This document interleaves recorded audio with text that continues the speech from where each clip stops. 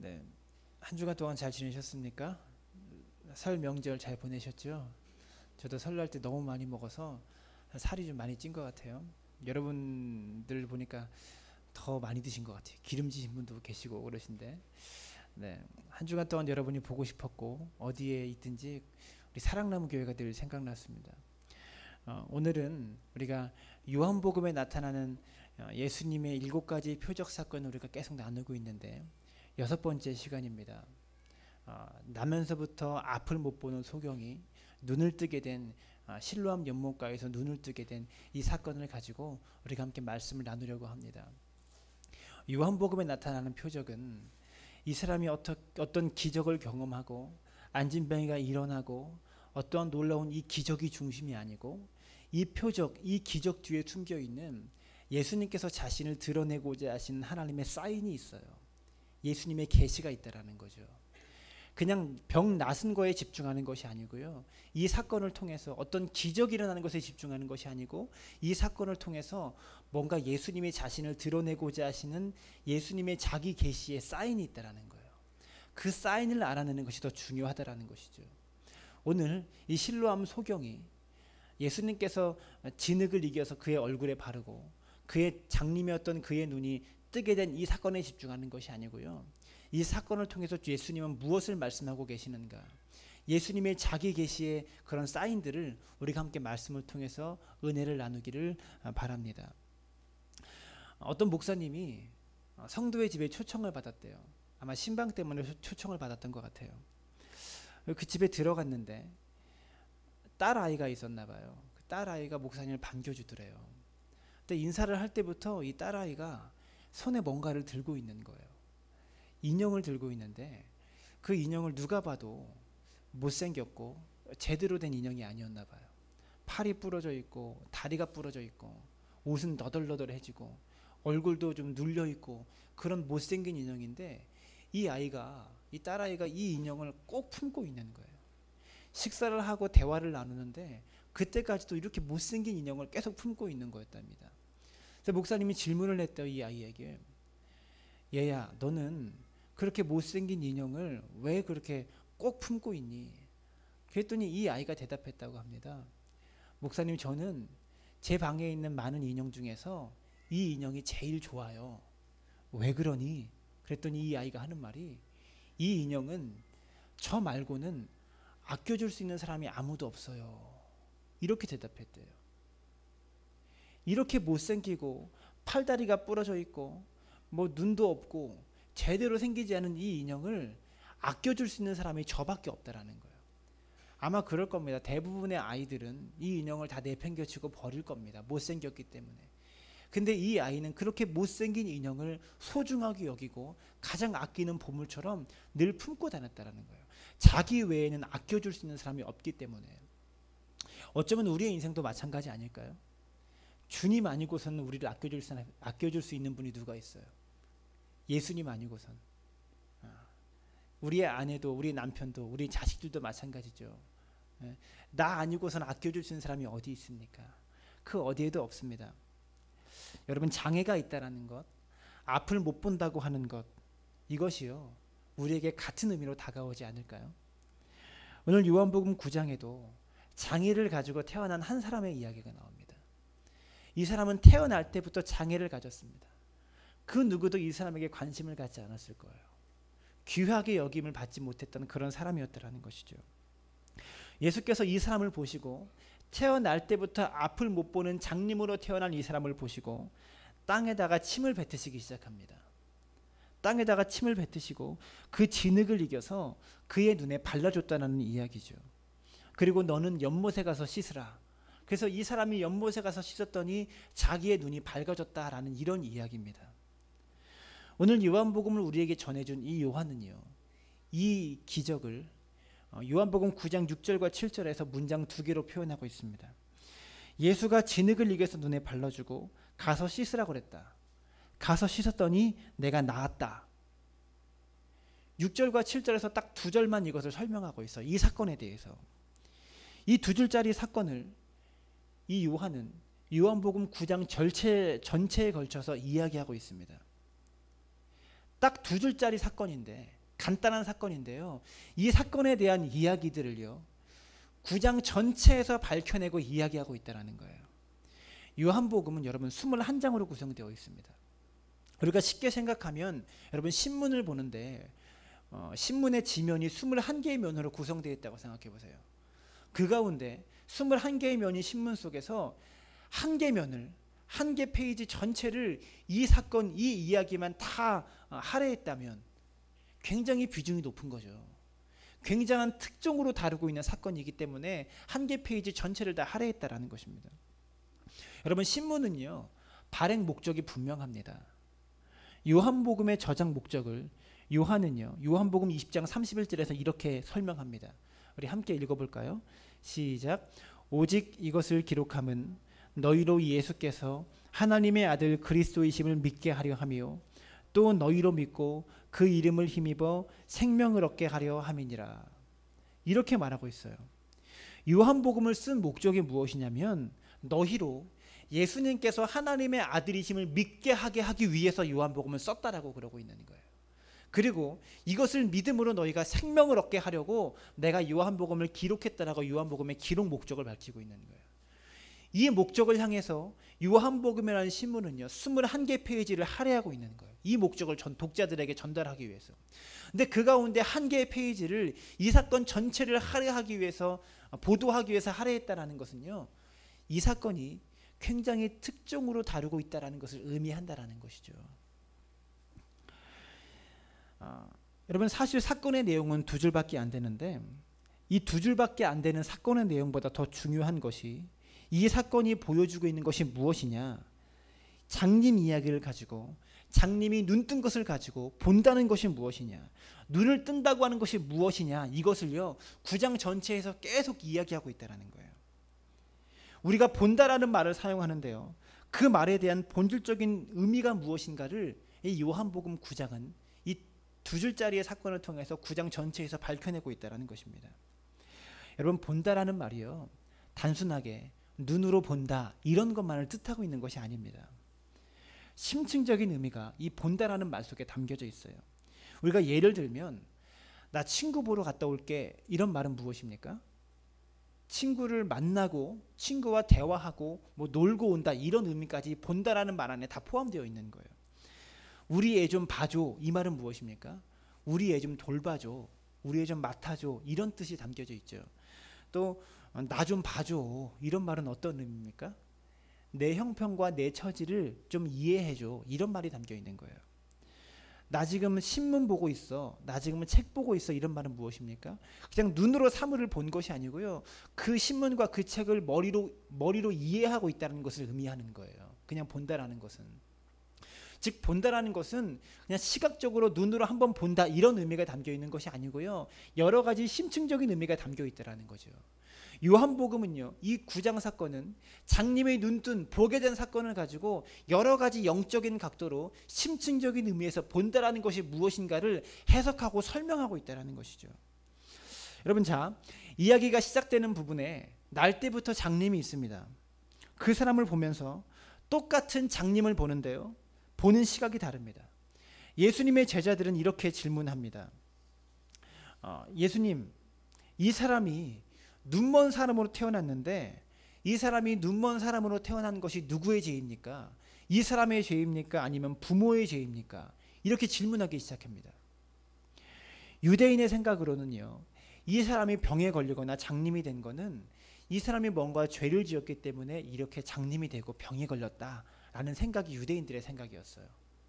그런데 이 사람은 날 때부터 장님이었잖아요. 뱃속에 있을 때부터 장님으로 태어났잖아요. 뱃속에 있을 때부터 사람이 어떻게 죄를 집니까? 그래서 제자들이 궁금한 거예요.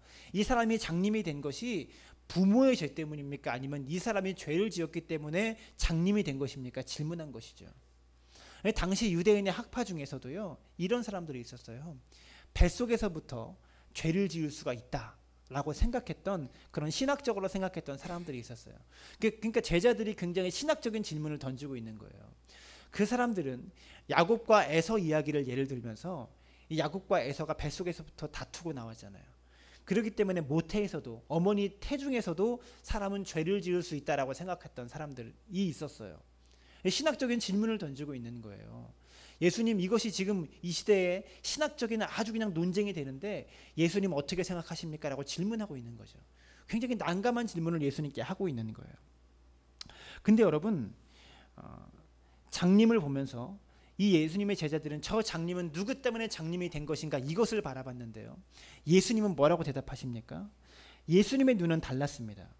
예수님은 거기에 대해서 이 사람이 죄를 지은 것도 아니고 이 사람의 부모가 죄를 지은 것도 아니야 라고 대답하시면서 뭐라고 말씀하시냐면, 이 사람이 장님이 된 것은 하나님께서 하실 일을 보여주시려고 그래 라고 대답하셨어요.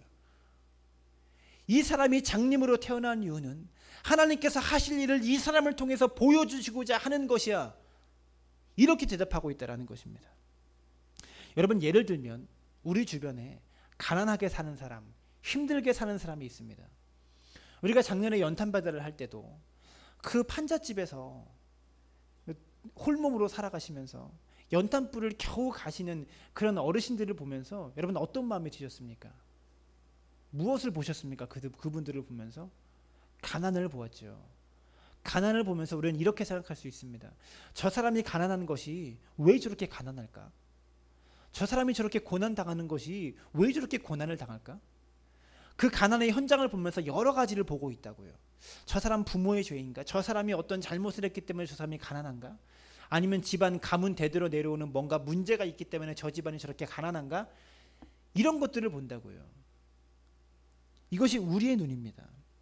여러분, 이런 시각으로 들여다보는 것이요, 제자들이 소경을 봤을 때의 시각입니다. 여러분, 이러한 분석이 필요합니다. 이렇게 어떤 현상과 사건을 바라보는 분석도 반드시 필요합니다. 그러나 하지만 그리스도인은요, 그것만 보는 사람들이 아닙니다. 이 가난을 보면서 왜 가난이 왔을까 분석하고 있는 사람들이 아니고요, 이 가난과 고난의 현장 속에서 하나님께서 하실 일을 보아야 하는 사람들이라는 거예요. 이 어려움과 고통의 시간 속에서 하나님께서 하실 하나님의 역사를 볼 수 있는 사람이 그리스도인이 되어야 한다는 거예요. 가난을 분석하고 고통을 분석하는 것이 아니고요, 이 고통의 현장 속에서 하나님께서 어떠한 일을 하시려고 이런 고난을 주실까, 이것을 볼 수 있는 눈이 열려야 된다는 것이죠.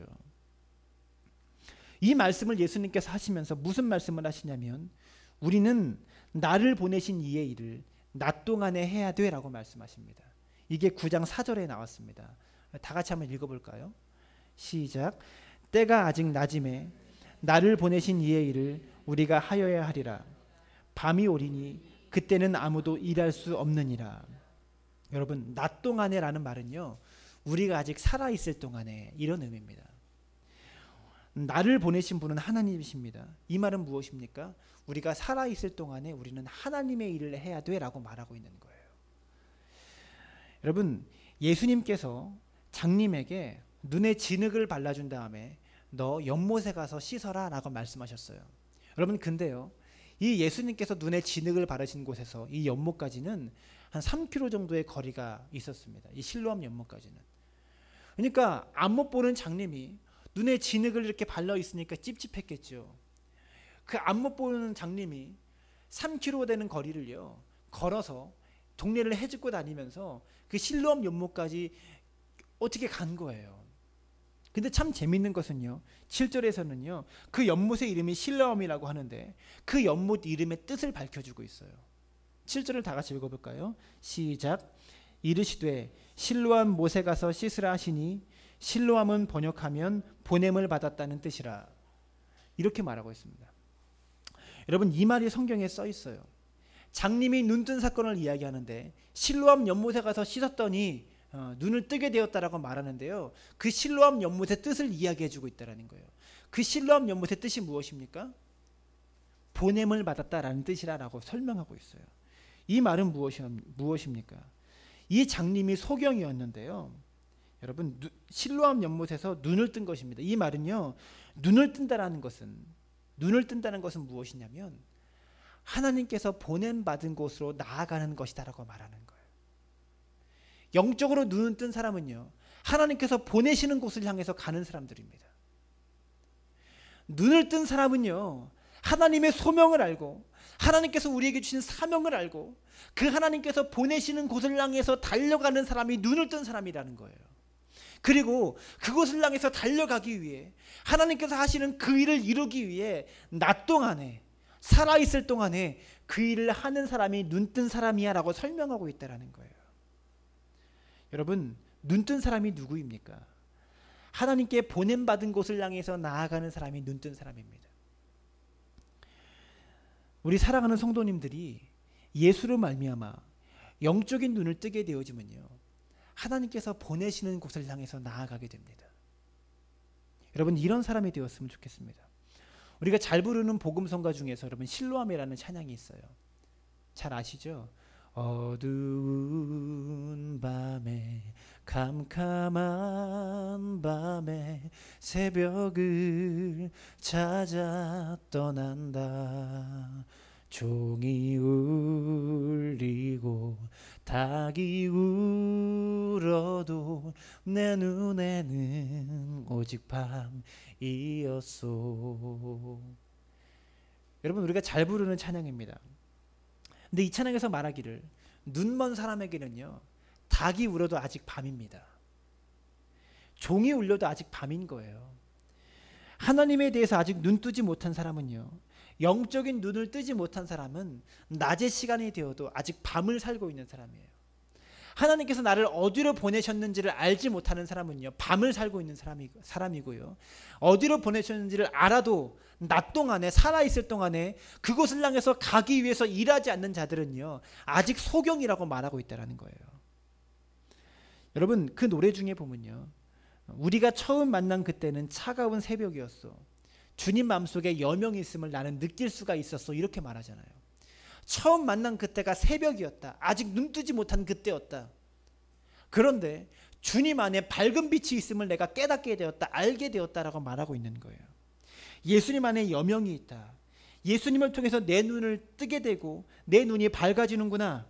이것을 고백하는 복음성가가 실로암이라는 찬양입니다. 사랑하는 우리 성도님들, 우리는 무엇을 보고 있습니까? 뜬 눈으로 무엇을 보고 있냐라는 거죠. 하나님께서 하시는 일을 보고 계십니까? 하나님께서 하실 일을 보고 계십니까? 아니면 분석만 하고 계십니까? 그리고 하나님께서 그 하실 일에 우리는 동참하고 있습니까? 이것에 동참하지 못하면 아직 우리는 밤을 살고 있는 사람이라는 것을 기억할 수 있기를 부탁을 드립니다. 여러분, 그리스도인이라면 우리 삶 속에 일어나는 수많은 일을 겪을 때도요, 여러분, 하나님께서 하실 일을 보아야 합니다. 오늘 하루를 살아가면서 누구를 만날 때도 하나님께서 이 만남을 통해서 어떤 일을 하시려고, 어떤 역사를 하시려고 이 사람을 만나게 하실까? 신문을 볼 때도요, 이 사건을 통해서 하나님께서 어떤 일을 하시려고 우리나라가 이 일을 겪게 하시는 것일까요? 하나님께서 우리 사랑나무교회를 통해서 어떠한 일을 하시려고 나를 사랑나무교회로 보내셨을까? 여러분, 이것을 바라보고 볼 수 있는 눈이 열려야 된다는 것입니다. 하나님께서 하시는 일을 보게 하려고 여러분, 장님이 그 자리에 있었고요, 그로 인해 사람들이 하나님께서 하실 일을 보기 시작합니다. 예수님을 만난 장님은 눈을 뜨고 하나님께 보냄을 받게 되어진다는 것이죠. 사랑하는 우리 성도님들, 헬런 켈러라는 위인을 아실 겁니다. 이 사람은 앞을 보지 못하고 귀도 제대로 듣지 못했던 사람입니다. 앞을 못 보고 소리도 잘 듣지 못하는 이 헬런 켈러가요, 미술관을 즐겨 찾았고 박물관을 즐겨 갔고 특별히 연극을 아주 즐겨 보았다고 합니다. 그의 책 사흘만 볼 수 있다면이라는 책에서 그녀는 이렇게 말합니다. 숲을 한 바퀴 산책하고 온 사람에게 무엇을 보았냐고 물어보았는데 그냥 뭐 별거 없어 라고 이야기했다라는 대목에서 헬런 켈러는 깜짝 놀랐다고 합니다. 자기는 숲속의 온갖 새소리, 나뭇잎, 이슬, 흙내음, 발자국 등등 자기가 느낀 것에 대해서 한참을 이야기할 수 있는데 정작 눈으로 직접 본 사람들은 그 사람들은 왜 이렇게 시큰둥한 걸까? 헬런 켈러는 이것을 느꼈다고 합니다.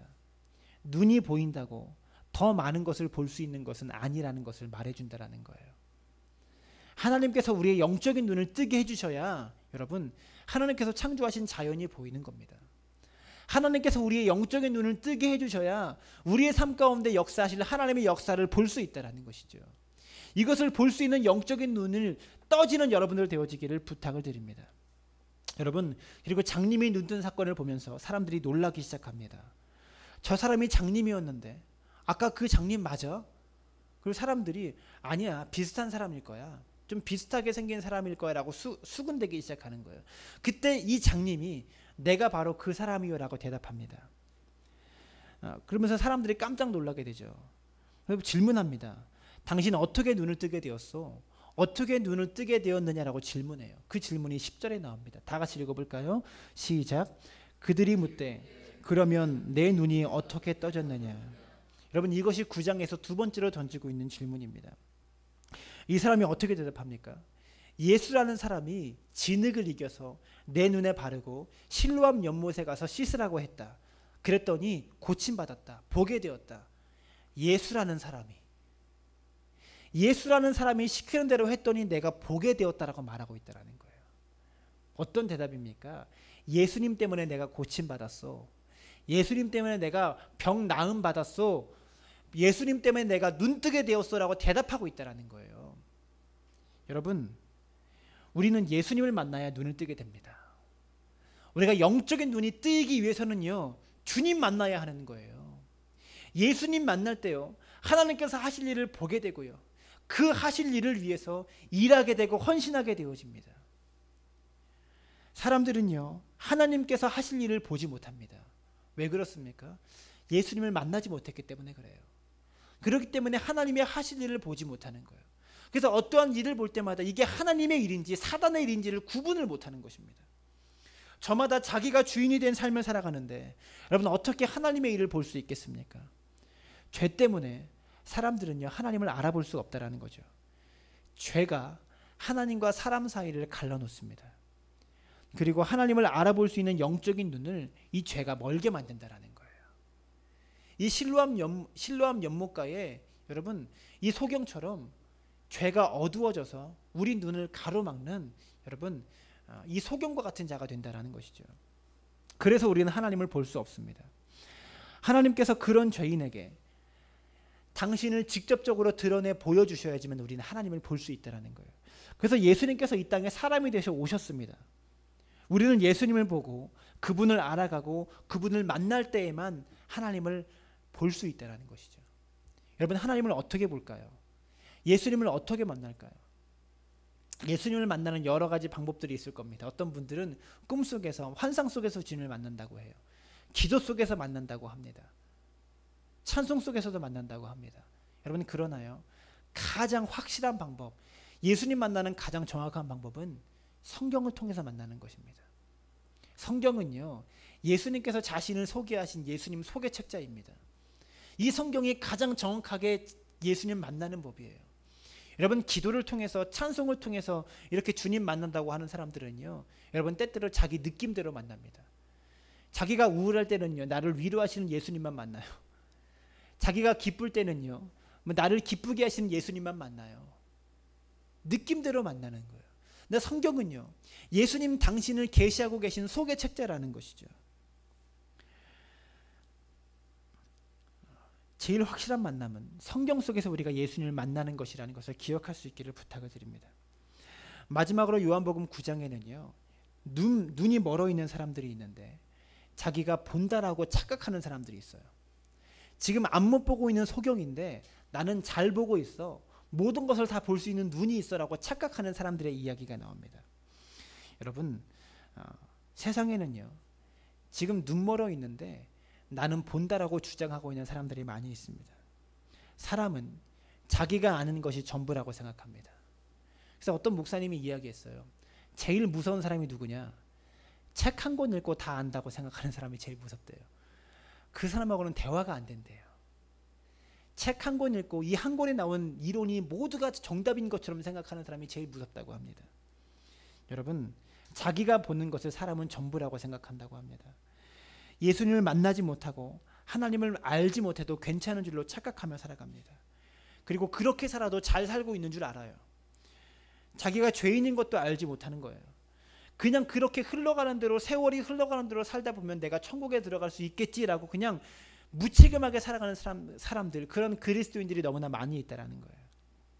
여러분 생각해 봅시다. 우리가 예수님을 알지 못했을 때 우리가 잘 산다라고 말하는 기준이 무엇입니까? 사람은 집이 커지면 잘 산다라고 생각합니다.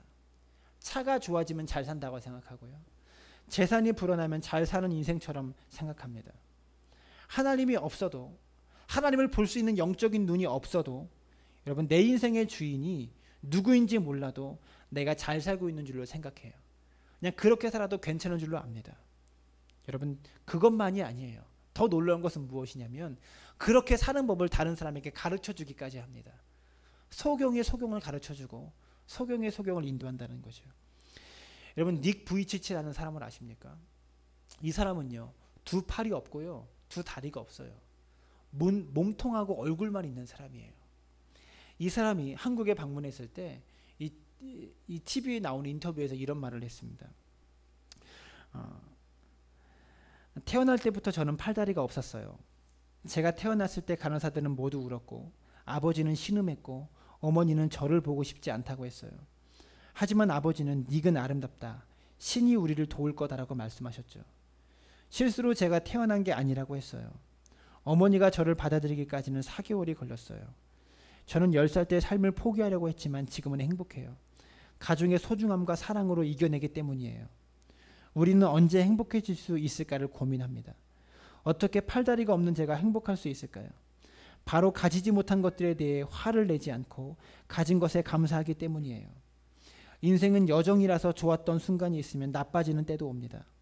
많은 사람들은 돈이 많으면 똑똑하면 시험에 합격하면 행복해질 거라 생각하지만 행복은 밖에서 찾는 게 아닙니다.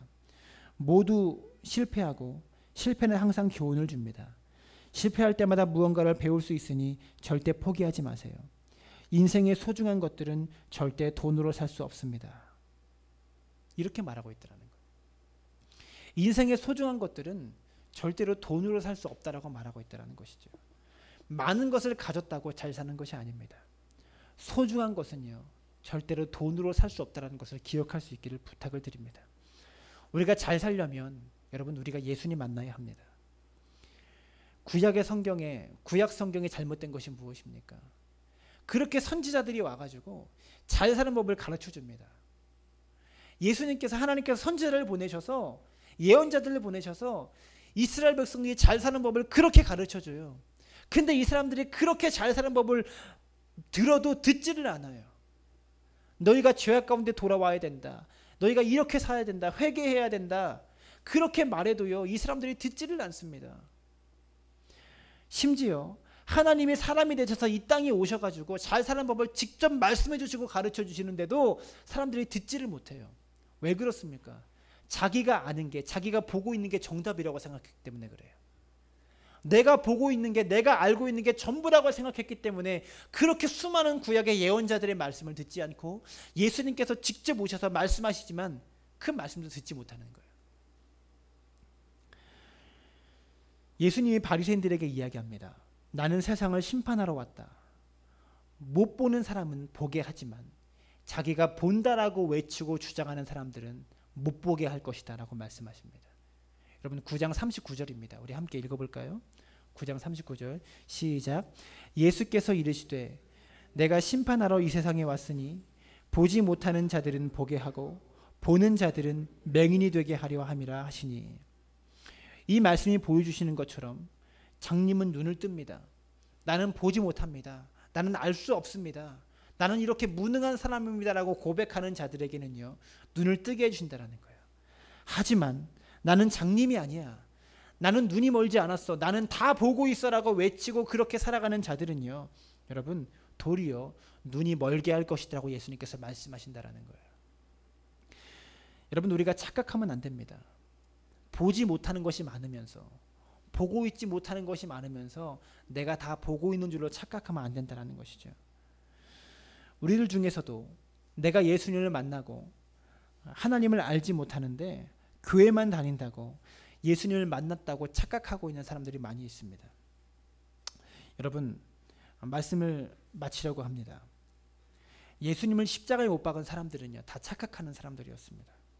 다 아는 줄로 아는 사람들, 내가 다 보고 있는 줄로 아는 사람들이 예수님을 십자가에 못 박았다라는 것이죠. 그래서 하나님의 아들이 왔는데도 알아보지 못합니다. 신앙인은 언제나 내 삶의 모든 일들을 내 눈으로 보는 사람이 아니고요, 하나님의 눈으로 보는 사람입니다. 우리가 고난을 만나도 가난을 만나도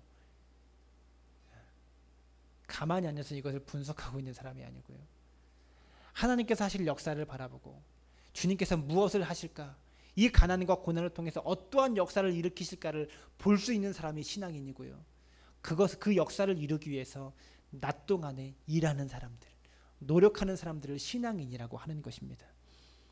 하나님의 눈으로 보고 하나님께서 보여주시는 것을 가지고 세상을 바라볼 수 있기를 부탁을 드립니다.